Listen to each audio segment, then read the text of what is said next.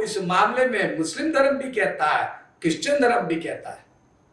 देखो हमारे यहां स्वर्ग नरक बनाए जाते हैं ना, क्रिश्चियन धर्म में भी है हेवन एंड हेल, और मुस्लिम धर्म में भी है जन्नत दोजख।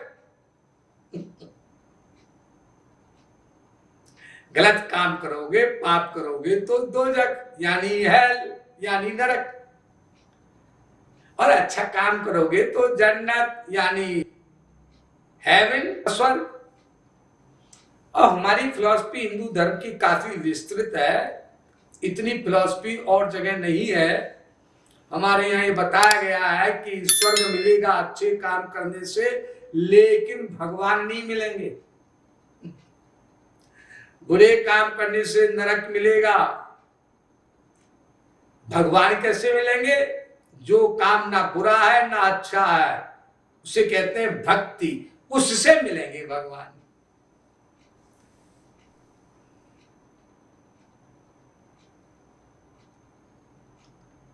ये जीव का जो कुसंस्कार जागृत होता है, ये कभी भी हो सकता है, कहीं भी हो सकता है। आप अच्छे खासे सो रहे हैं, सपना देख रहे हैं, और सपने में कोई स्त्री आ गई, कोई पुरुष आ गया सपने में। सपना तो मिथ्या है ना।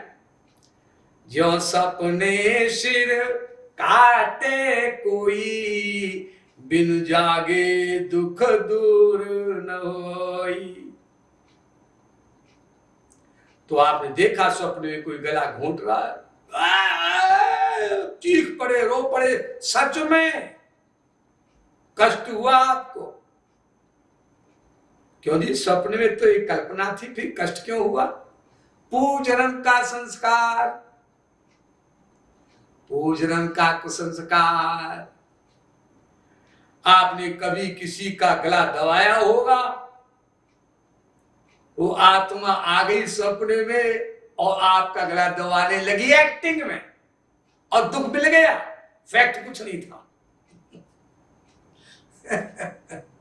अरे सपने में मर्डर हो जाते हैं, सपने में राज प्राप्त हो जाता है, राजा बन जाते हैं, महाराजा बन जाते हैं, लॉटरी मिल जाती है 10 अरब की। ये भी लिखा है रामायण में, सपने होए भिखारी नृप। सपने में भिखारी राजा बन जाता है। सपने होए भिखारी नृप, और रंक नाक पति होए, और राजा भिखारी बन जाता है, भिखारी राजा बन जाता है। और जागे हानि न लाभ कुछ, इमी प्रपंच जग सोए। और जग गए, अरे कुछ ही नहीं है। जग गए तो कुछ नहीं है।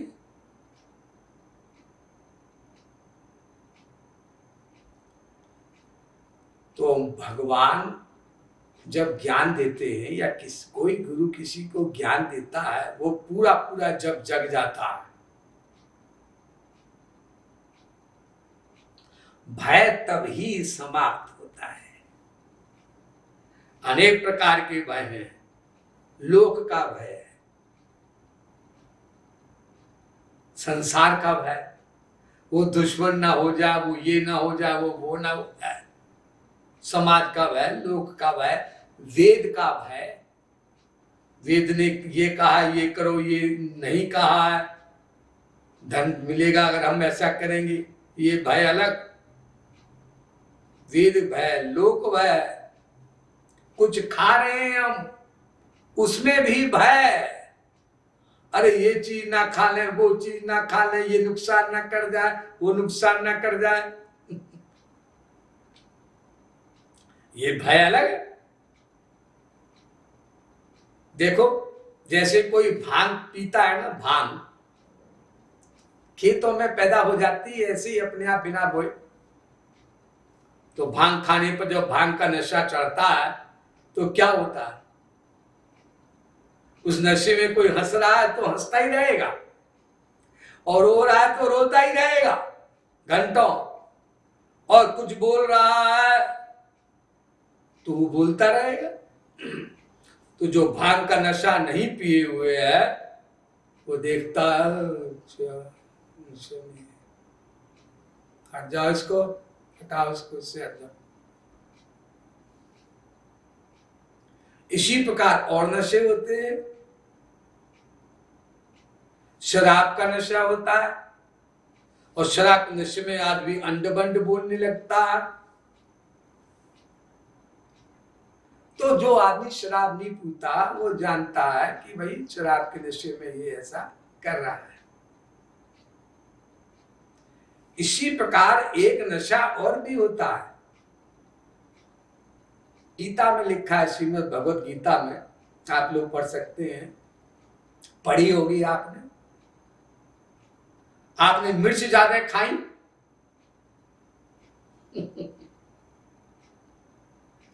अब उसके नशे में क्या होगा? कम खराब नशा है, लेकिन आप चिड़चिड़े हो जाएंगे, गुस्से में हो जाएंगे, किसी पर गुस्सा करेंगे। जो कर हित अनहित ताहु सौ, बैर अकारण सब काहू सौ, रामायण में लिखा है। ये आजकल जो युद्ध हो रहा है, सब आप लोग पढ़ते होंगे, कई देशों में चल रहे हैं युद्ध, यूक्रेन में, रशिया में, गाजा पट्टी में, और भी जगह पर। छोटे मोटे तो गली गली में है, मोहल्ले में है, नगर नगर में, शहर शहर में, गांव गांव में। लेकिन आप उनके जरा खान पान को देखिए तो पता चल जाएगा। खान पान का भी मन पर असर पड़ता है। कोई 90% से ऊपर भक्ति कर ले तब नहीं पड़ता। 95% से ऊपर उसकी भक्ति हो जाए और 5% बची हो भगवान के दर्शन करने में, तो असर नहीं पड़ता, लेकिन पहले पड़ेगा। और भगवान ने शरीर ऐसा बनाया है, इतने दयालु प्रभु ने हमारे लीवर को, हमारी किडनी को, हमारे स्टमक को, हमारे एब्डोमेन को, कि हम खराब गलत चीज खाते रहते हैं तो वो सहन करता रहता है। अंदर का पेट, अंदर की मशीन थी, और जब उस पर अति हो जाती है तो फिर खराब होता है। और ऐसा खराब होता है कि डेथ भी हो सकती है। पेट दर्द में इसीलिए लोग मरते हैं, कभी लीवर में मरते हैं, कभी किडनी में मरते हैं। डॉक्टर के पास जाते हैं, महीनों रहते हैं अस्पतालों में, आईसीयू में भर्ती हो जाते हैं। वेद शास्त्र के आदेशों का उल्लंघन करना और महापुरुषों के आदेश का उल्लंघन करना, अब भोगो बेटा, खुद भोगो, कोई दूसरा नहीं आएगा भोगने के लिए। और भगवान कितने दयालु हैं, सोचो जरा उनकी दयालुता। उन्होंने एक वेद का उपवेद भी बना दिया। आयुर्वेद वेद का उपवेद है। उसमें बताया कि तुमको ये रोग हो जाए तो ऐसा करना, ये रोग हो जाए तो ऐसा करना, ये हो जाए तो ऐसा करना, ठीक हो जाओगे। तो क्यों जी आयुर्वेद बनाया क्यों भगवान ने? क्योंकि जानते थे ये वेद में जो हमारी बात है ये जीव मानेंगे नहीं, चाहे महात्मा बोले, महात्मा का बाप बोले, परमात्मा बोले, उनका बाप बोले। करेंगे मनमानी, खाएंगे मनमानी, बोलेंगे मनमानी, देखेंगे मनमानी, सुनेंगे मनमानी, सूंघेंगे, और मन सबसे बड़ा शत्रु है।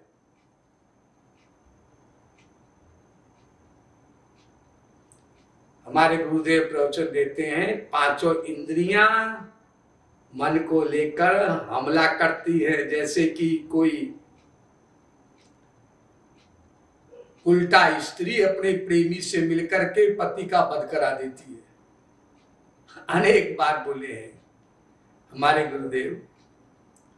ऐसे ये इंद्रियां, पांचों इंद्रियों का लालच, लालच, क्या बढ़िया खाना बना है, ओ वाह, सो मिर्च भी है, प्याज भी है, लहसुन भी है, खूब सारा।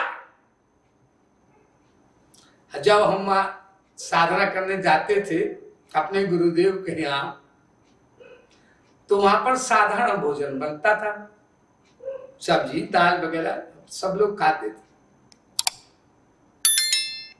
तो यहीं पर एक रेलवे में काम करते थे सुंदरलाल रस्तोगी,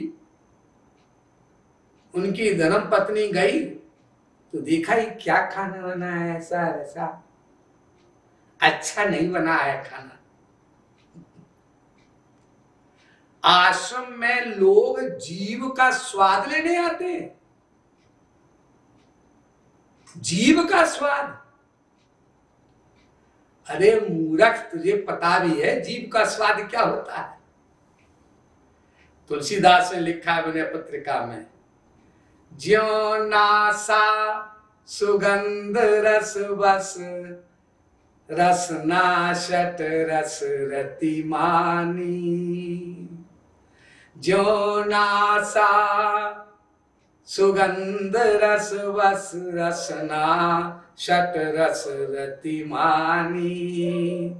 और राम प्रसाद माल जूठन लगी, त्यों न ललक ललचानी। स्वाद हमारे प्रीतम प्रभु ने भोजन किया है आज, चलो उनका उच्चिष्ट खाएं हम। वो उबली उबली सब्जी में एक प्रेमी भक्त को भगवान और रसिक गुरु के उच्चिष्ट में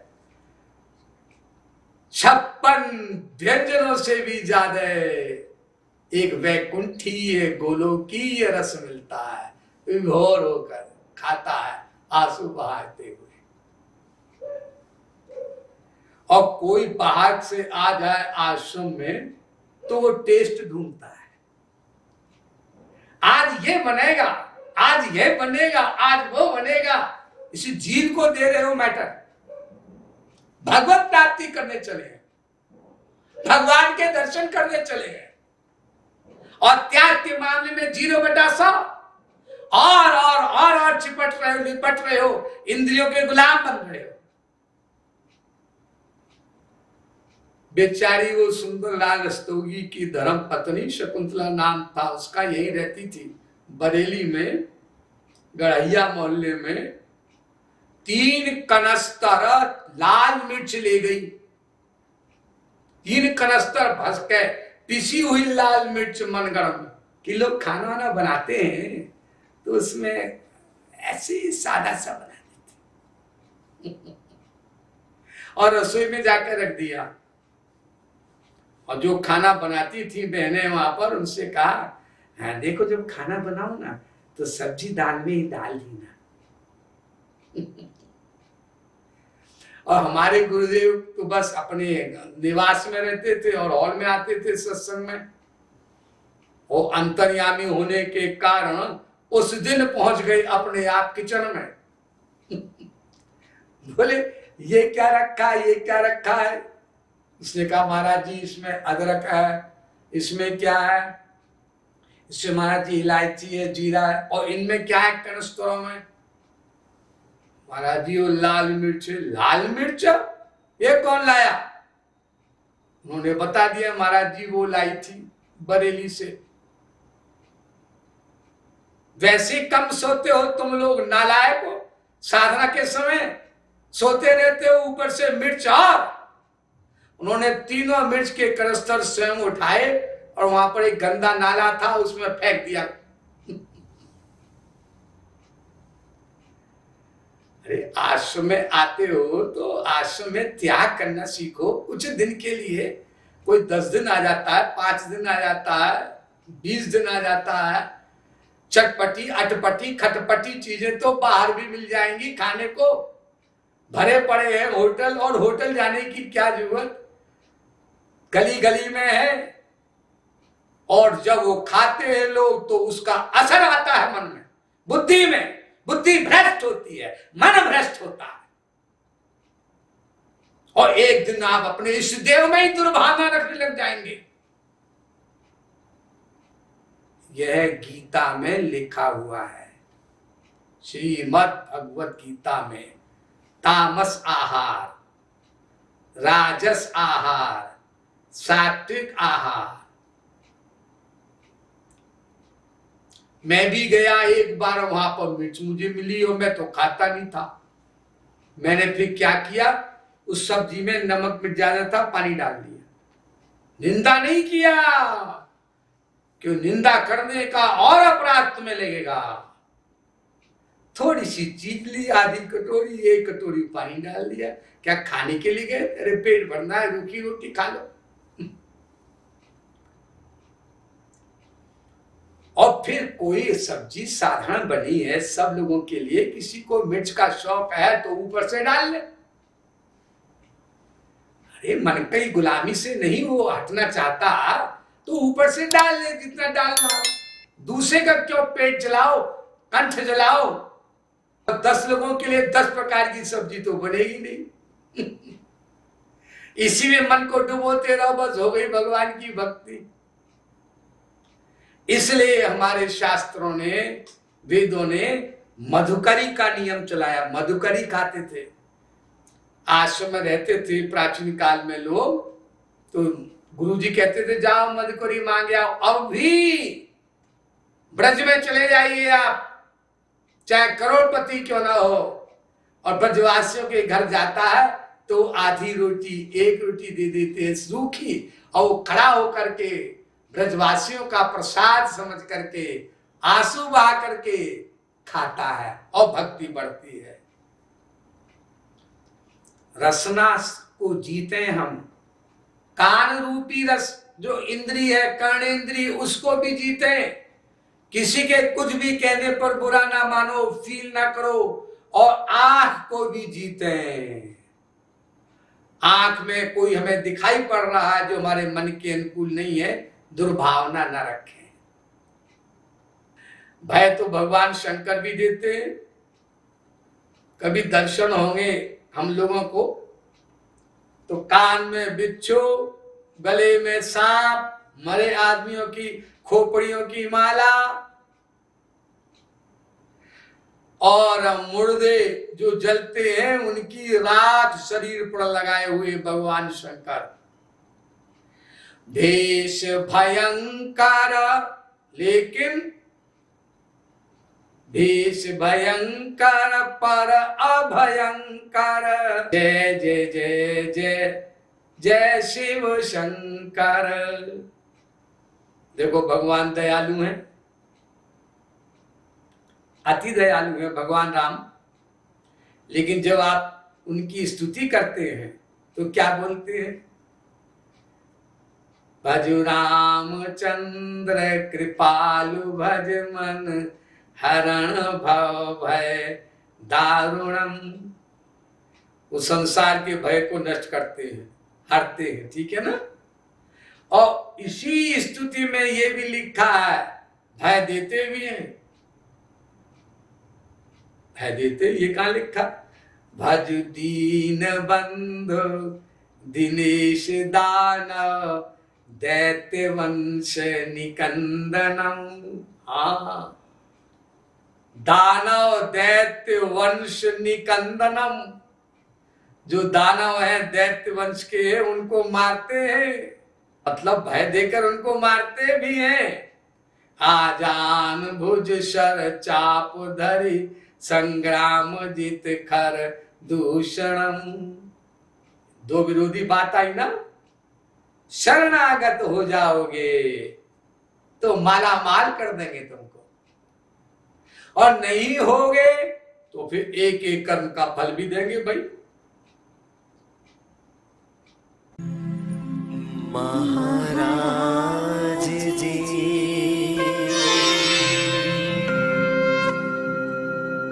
महाराज जी